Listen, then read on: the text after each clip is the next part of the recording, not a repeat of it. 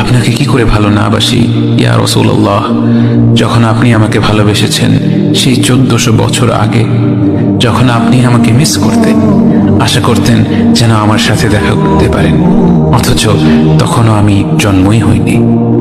সেদিন সাহাবীরা আপনার চোখে পানি দেখে বলল, ইয়া রাসূলুল্লাহ, আপনি কাঁদছেন কেন? আপনি বললেন, আমার ভাইদের খুব দেখতে ইচ্ছে করছে। সাহাবীরা বললেন, আমরা কি আপনার ভাই নই ইয়া রাসূলুল্লাহ? আপনি বললেন, না, তোমরা আমার সাহাবী।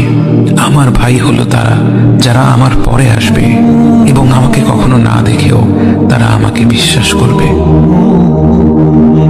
মৃত্যু শয্যায় শুয়ে আপনার অন্তরে এই চিন্তা ছিল যে আমাদের পরিণতি কি হবে।